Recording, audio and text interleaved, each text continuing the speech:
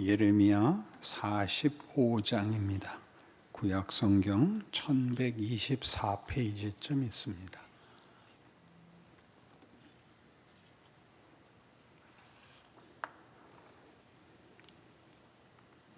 예레미야 45장 짧은 장입니다. 제가 첫 절에서 끝 절까지 읽겠습니다. 유다의 요시야 왕의 아들 여호야김 넷째 해에 네리야의 아들 바룩이 예레미야가 불러주는 대로 이 모든 말을 책에 기록하니라. 그때 선지자 예레미야가 그에게 말하여 이르되, 바룩아, 이스라엘의 하나님 여호와께서 네게 이같이 말씀하셨느니라. 네가 일찍이 말하기를 화로다. 여호와께서 나의 고통에 슬픔을 더하셨으니 나는 나의 탄식으로 피곤하여 평안을 찾지 못하도다. 너는 그에게 이르라. 여호와께서 이와 같이 말씀하시기를, 보라, 나는 내가 세운 것을 헐기도 하며 내가 심은 것을 뽑기도 하나니 온 땅에 그리하겠거늘 네가 너를 위하여 큰 일을 찾느냐? 그것을 찾지 말라. 보라, 내가 모든 육체에 재난을 내리리라. 그러나 네가 가는 모든 곳에서는 내가 너에게 네 생명을 노량물 주듯 하리라. 여호와의 말씀이니라. 여기 나오는 바룩은 아마 당시에 서기관이었던 것으로 추정됩니다. 글을 쓰는, 필사하는 것을 직업으로 가진 이제 지식 계급이었죠. 문자를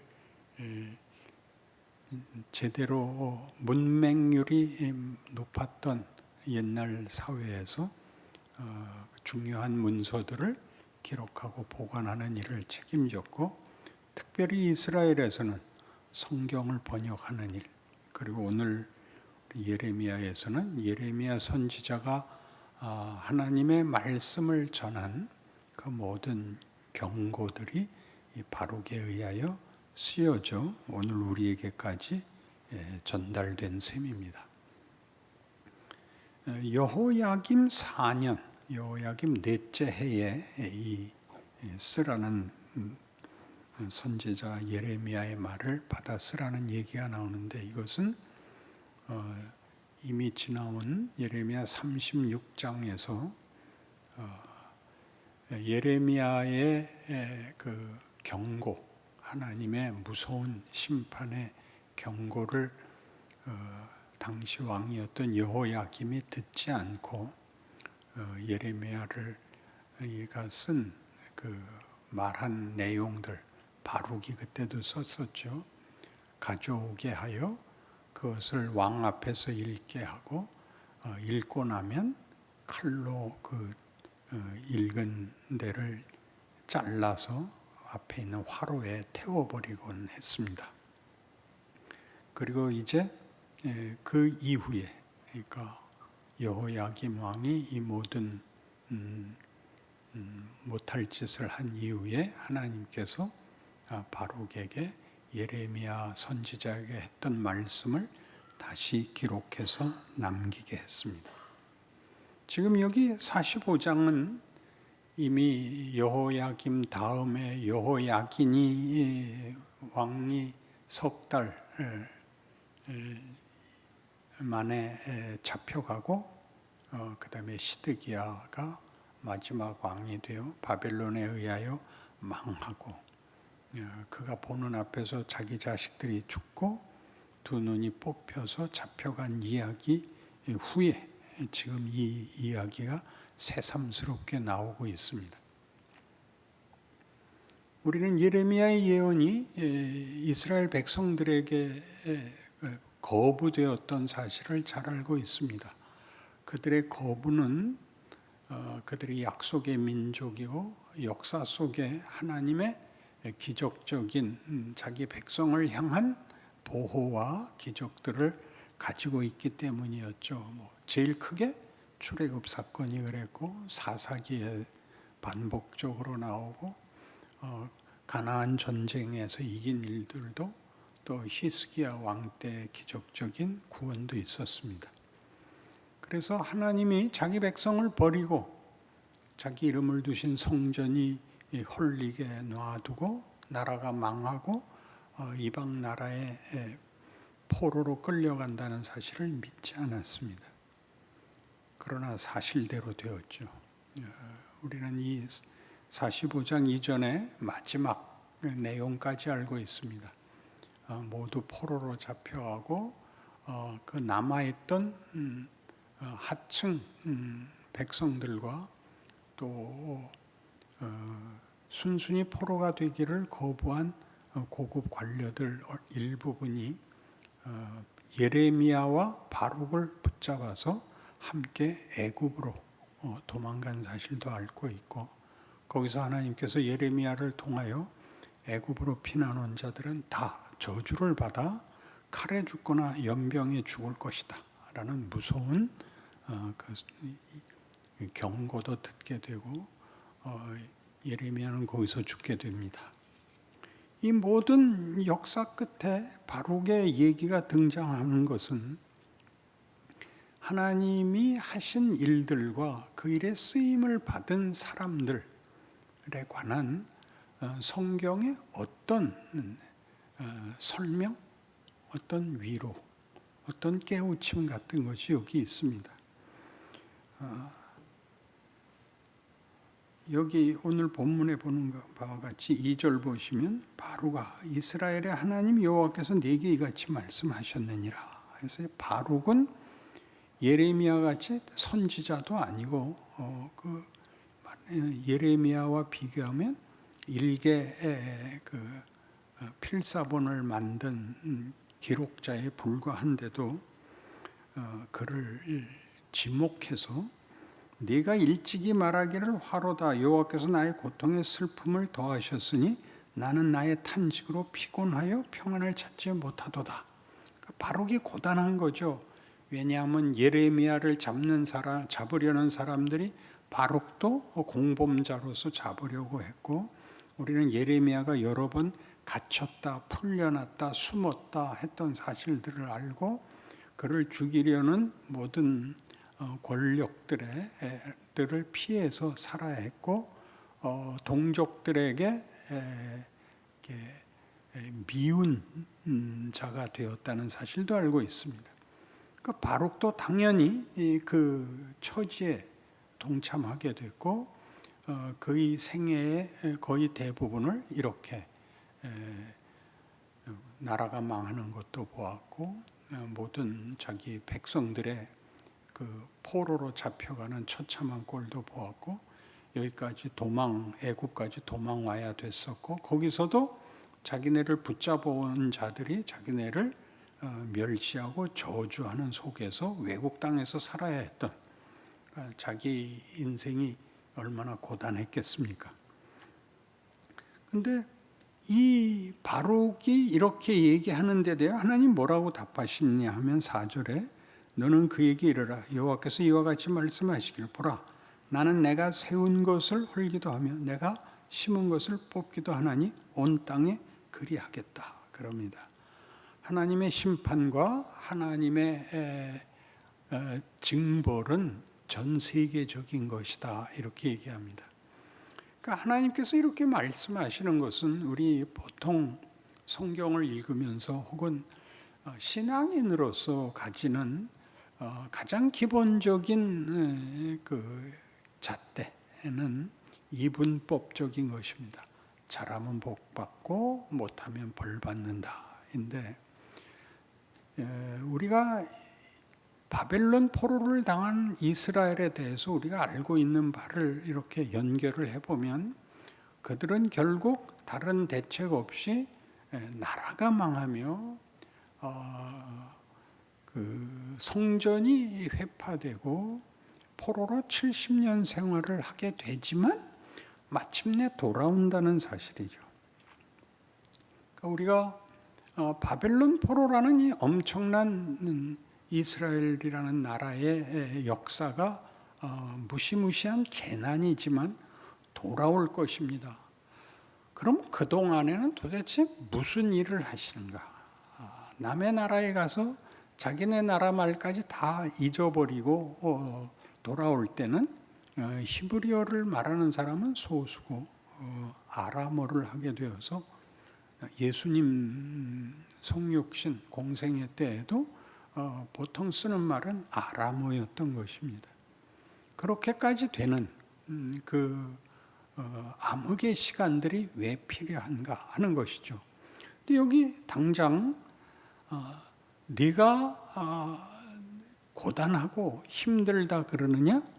나는 세우기도 하고 심기도 하고 뽑기도 하고 깨치는 줄 모르느냐?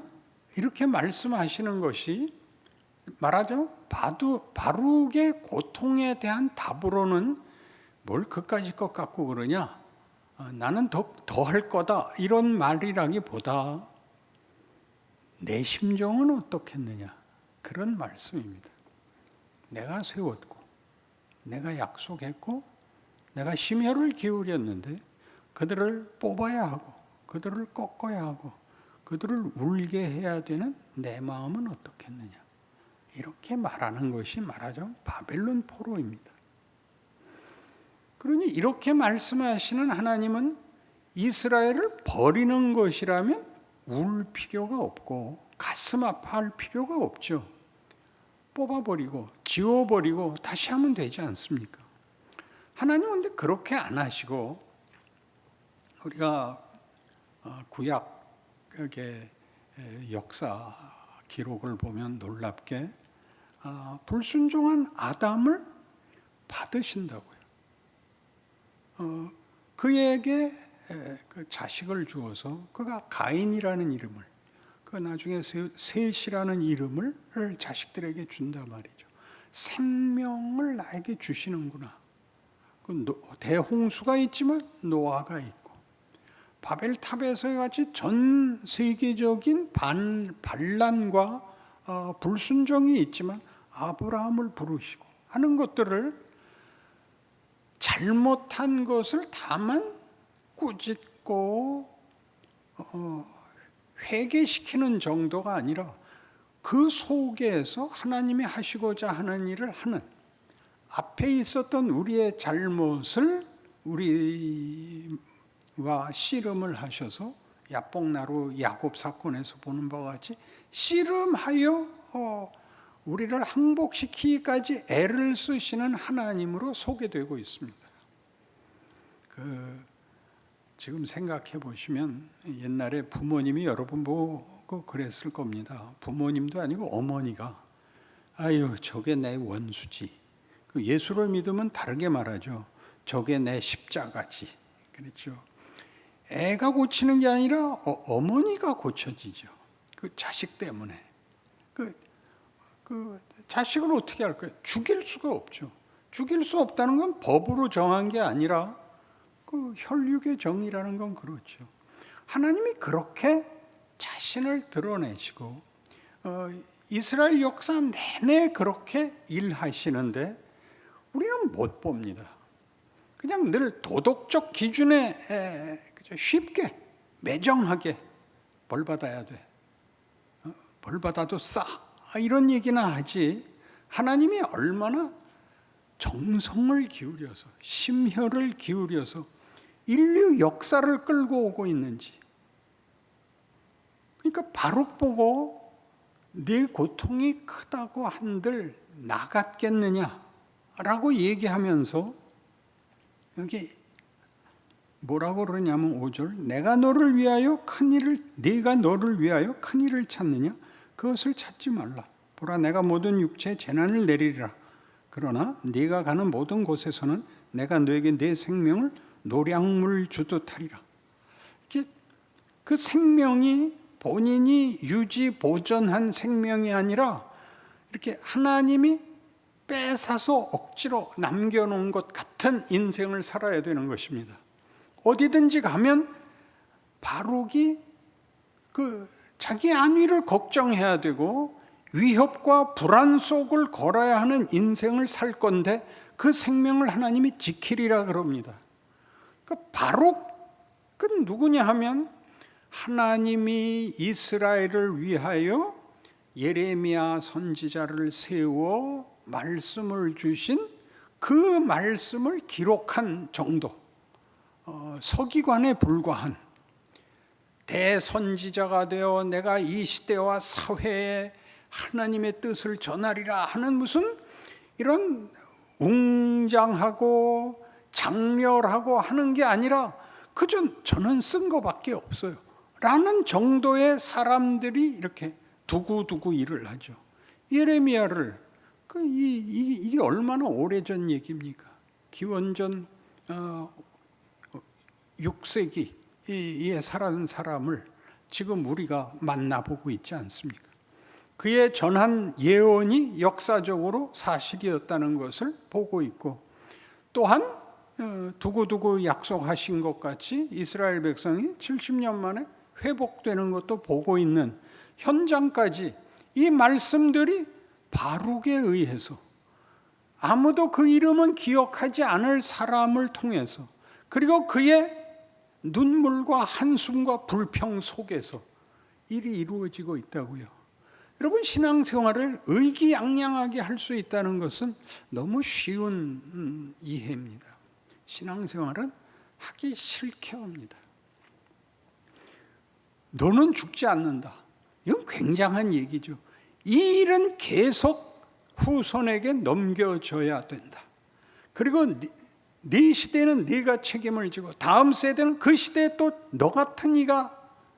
너 같은 사람을 내가 붙잡아 이 일을 계속하리라. 이게 이 예레미야 45장의 가치인 것입니다. 그럼 여러분은 여기에도 지적한 것 같이 5절 다시 보시면, 네가 나를 위하여 큰 일을 찾느냐? 그것을 찾지 말라. 위대해져서 하나님의 일을 내가 완성해 드리겠다라는 생각은 성경적이지 않다는 얘기입니다. 비전을 갖자. 그건 사실 성경하고는 상관없는 겁니다. 그런 비전을 가진 위인은 성경에 없습니다. 모세도 갖지 않았고, 당연히 아브라함도 갖지 않았고, 엘리야도 갖지 않았습니다. 그들은 다 질색을 했습니다. 질색을 했죠. 그들이 한 것은 위대한 해결이 아닙니다. 하나의 증언이 남았을 뿐입니다. 하나님이 역사를 쥐고 계시다. 하나님이 약속된 나라를 지키고 있다. 하나님이 그가 부른 백성들을, 개인들을 위하여 지금 일하고 있다.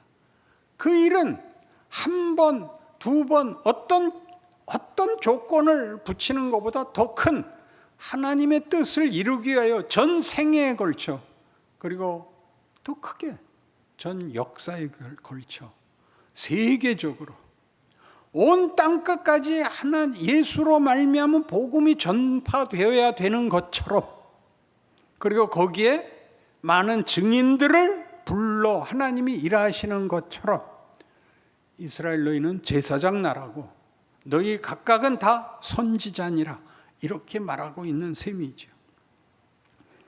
그러니 우리가 우리의 생애 속에서 바룩이 이거 쓰고 하는 걸 나와서 이렇게 무슨 단상에 올라서 중인 환시리에 이걸 작업을 한 게 아니라 숨어서 끄적끄적 이 작업을 했었을 것 아닙니까? 우리가 매일 이게 뭔가 싶은 인생, 이것도 무슨 큰 사명이란 말인가 싶은, 우리가 살아있는 한 당하는 모든 일들, 우리에게는 이렇게 느껴지는 것, 너무 사소해서 아무것도 아닌 것 같고, 쓸모없는 것 같고, 존재 자체가 버거운 그 우리의 존재와 인생이 하나님께서 큰 일을 하시는 조건이요 방법이라고 얘기합니다. 생각해 보십시오. 오병이어, 보리떡 5개와 물고기 2마리, 도시락으로 싸온 한 어린아이의 점심으로 수천 명을 먹입니다. 기적의 문제가 아닙니다. 하나님이 일하시는 방법입니다. 하나님은 영웅을 만들려고 하지 않으십니다. 충성된 작은 일에 충성하는 하나하나를 요구하고 있습니다. 여기서부터 빗나갔습니다. 그래서 우리는 뭘 못하느냐 하면, 이 정도는 돼야 돼 라는 우리의 어떤 기준이 우리로 하여금 그 이상을 할 수 없는 우리의 현실과 실력 때문에 그 이하의 사소한 것은 침묵해버린, 외면해버린 그런 존재가 되게, 그런 인생이 되게 하고 말았습니다. 그러니 한번 다시 생각해 보십시오. 우리 한국교회 초대교회 선교사들 얘기는 순교로 얼룩져 있습니다. 순교란 뭐냐 하면 그들이 목적하고 온 것을 다 이루기도 전에, 절반도 이루기 전에 몇 년 안 가서 그냥 죽어버린 겁니다. 순교가 방법이라는 얘기를 하자는 것이 아니라 그들이 했기 때문에 된 것 이상으로 못했기 때문에, 할 수 없었기 때문에 된 것이 오늘 우리를 만들었다라는 사실에 대하여 놀라야 되는 것입니다. 지금은 코로나 때문에 아무것도 할 수 없습니다. 정말요? 할 수 있는 게 너무나 많습니다. 여러분, 그동안의 생애에 할 수 있었을 때 뭘 했었나 한번 돌이켜 보십시오. 여러분이 할 수 있었을 때 했던 건 시시한 일밖에 없습니다. 지금 할 수 없는 것도 여러분이 믿음을 방해를 받습니까? 무슨 기도를 방해를 받습니까? 여러분의 인격과 여러분의 존재 가치에 대해서 지금만큼 깊이 도전을 받은 때가 어디 있습니까? 지금이야말로 훨씬 좋은 조건일 수 있습니다. 근데 우리는 다시 옛날로 돌아가서 모여서 웃고 떠들면 모든 것이 해결될 것 같고 그것이 복이고 지금은 억울한 시간이라고 생각한다면 그건 말이 안 되는 것입니다. 여러분은 뭘 바라십니까? 너는 나를 위하여 얼마나 위대하고 얼마나 영웅이 되어야 한다고 생각하느냐? 내가 이렇게 원망하는 그것이 내가 일하는 가장 큰 기적이다. 그렇게 말하는 것이죠. 예수님은 이렇게 얘기합니다. 예수님의 생애에 대해서도 우리가 얼마나 오해를 하느냐 하면 나는 죽어야 한다. 베드로가 당장 그랬죠. 그리 마옵소서. 내가 주님 죽는 거 방관하고 있지 않겠습니다. 못 죽습니다. 무슨 꾸중을 들었다고요? 사타나였잖아요. 사타나. 베드로는 뭘로 쓰였어요? 여태까지 베드로는 뭘로 쓰여요? 주는 그리스도시요 살아계신 하나님의 아들이십니다로 쓰이지 않아요. 3번 부인으로 쓰이고 있습니다. 베드로도 했는데 그렇게 얘기하는 것이 성경이죠. 그것보다 어떻게 더 못하겠느냐? 그걸로 충분하다.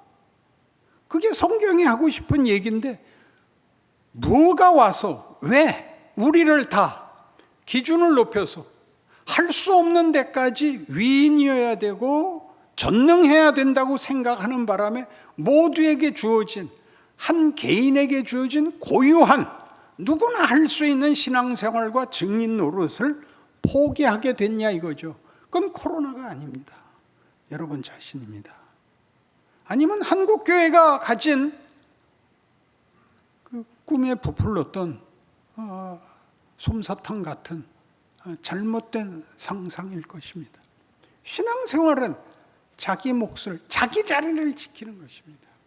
여러분의 조건, 누구의 아버지, 누구의 남편, 누구의 아내, 누구의 자식, 누구의 친구, 누구의 동료, 누구의 이웃을 지키는 것입니다. 그것보다 더 큰 것은 없습니다. 여기를 해 주십시오. 이런 큰 나라가 망하고 희망이 끊어지고 하나님의 진노와 적국의 수탈과 도망가서 외국 땅에서 목숨을 걱정하면서 살아야 되는 그 조건 하에서 거기서도 자기네 같은 동포들에게 미움을 받고 원치 않는 자들의 손에 붙잡혀 타국까지 와서 누구의 손에 죽을지 모르는 사면초가의 자리에서 하나님은 이 약속을 주는 것입니다. 내 생명은 노략질해서 얻은 것 같이 내가 모두의 손에서 붙잡아 내 생명을 지킬 것이다. 내 자리, 내 지위, 내 역할은 두고두고 오고 오는 시대에 모든 사람들과 함께 내가 이렇게 지켜 나를 증언하고 내 하는 일에 함께 할 것이다. 이게 바룩입니다. 여러분이 가졌던 꿈, 누굴 좋아하십니까? 아브라함이요? 다윗이요? 요셉 좋아하죠. 요셉이 결국 총리가 됐으니까 좋아하죠. 결과를 좋아하죠. 하나님이 우시고 하나님의 애타하신 장면에는 여러분은 동참을 안 하십니다. 가장 거짓된 것입니다. 자기 자리에서 하나님을 섬길 수 없다면 어느 자리에 가서 섬기겠습니까?